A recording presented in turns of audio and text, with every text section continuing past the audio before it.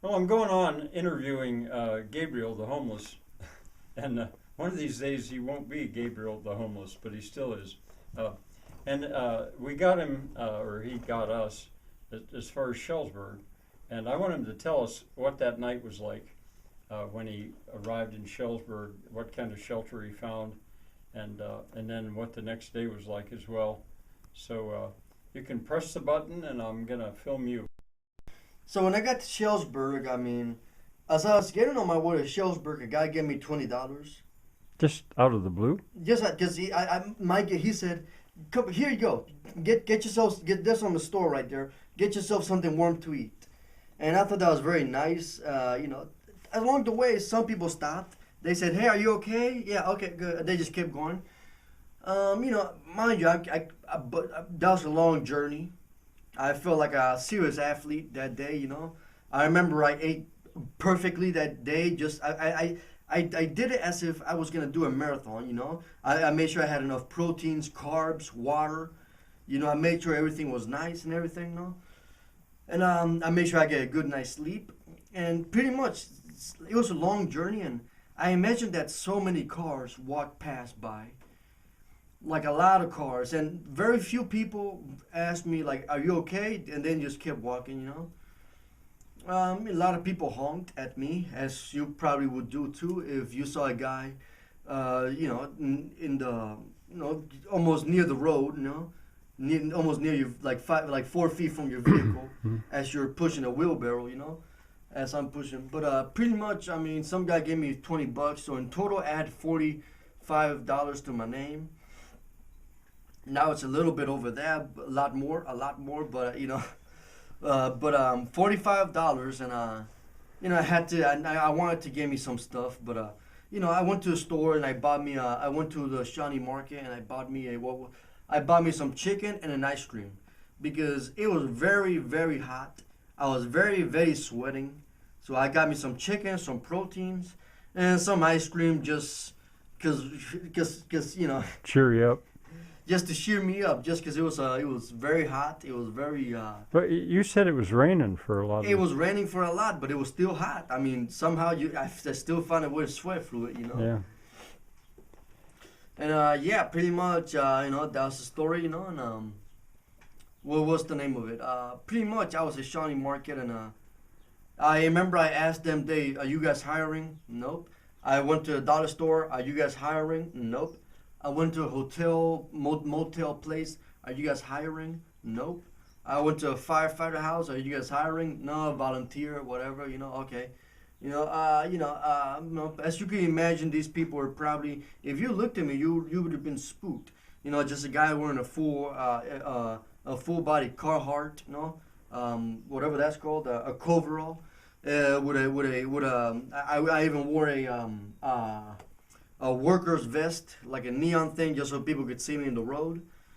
And people thought, I looked like a homeless guy. It was raining. I had like a tarp covering me. So I looked like people. Yeah, pretty much the point is, I asked everybody for work. I asked, "Do you know a place that I could work at?" And I also, I remember on a Sunday I went to. So this happens maybe I probably got there on a Friday or on a. I remember on Sunday I even asked the church, "Hey, do you know where I can hire?" I asked for help and stuff like that. And right before I got into church, they actually told me, "Hey, some old guy told me, hey, I suggest you leave here. Take your stuff and leave. Because he didn't like the fact that every person that would walk past me, I would be like, hey, I would try to have a conversation with them. Hey, do you know where a place that I can work at? But apparently some people are. I've met a lot of weird people along the way. What are you doing? Who are you? Asking me questions, and I'm like, mind your business. But the point is, that first day was kind of hard. Just asking anybody for work. Doing every application on the phone. Where did you sleep that night? That night I slept at a basketball court near there. It was a pretty. That wasn't too bad. That wasn't too bad. I could sleep on the pavement, no problem. My sleeping bag is pretty good enough. I can kind of like fold it in a way that kind of like gives me more padding.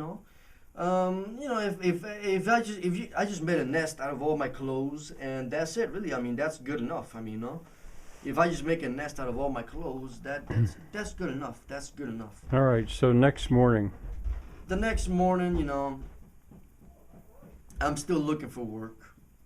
Still going around asking everybody. You know, I just wander around because I applied for the dollar store near there, and I thought to myself, it'd be amazing if I can get a job at that dollar store, you know. I wanted to stay near that area, but you know, because I didn't know nothing else. I mean, I didn't know Bedford, or I didn't know nothing about. I don't know nothing about this side of. You know, I'm from Lancaster or Millersville. Those parts I'm familiar with, but other than that, I don't know nothing. I don't know, you know, I don't know nothing. So I was just there trying to find. Just good work. So did you move again? Did you sleep in the same place that night? I slept in the same place that night, and I was gonna sleep the same day. Since I stayed there like 3 days. I think no 3 days, and then I kind of like I would walk really far. Like, mind you, I walked that whole area in hopes of work. I remember the third day I actually walked all the way to Shawnee fishing station or whatever that's called, you know, to see if there was some work along the way. I mean, I slept in there, but I mean, I still was walking around everywhere just looking for work. I mean, you know, my work was looking for work, you know. So Where did you finally sleep that night? the last night I slept at a motel. That was the second night or the third? No, so the first night I slept at a basketball court. The second night I slept behind a building. I stayed there 2 nights, and then the fourth night of me being homeless again in life, and then I stayed there in the motel of the Shawnee Motel.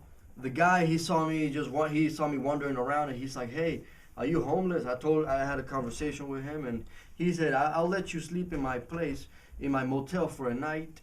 He's an 81-year-old guy, very amazing guy, very great guy, you know. And he let me stay there for the night. He gave me some food, and I slept that night. And he told me, "I'm gonna get you to Bedford. I'm gonna help you on that journey. And in Bedford, you'll find a lot more work." And that day, he dropped me off at the that morning he dropped me off at the Bedford Library. That's where we should probably And stop. that's where Okay. we should end this. No? Yeah.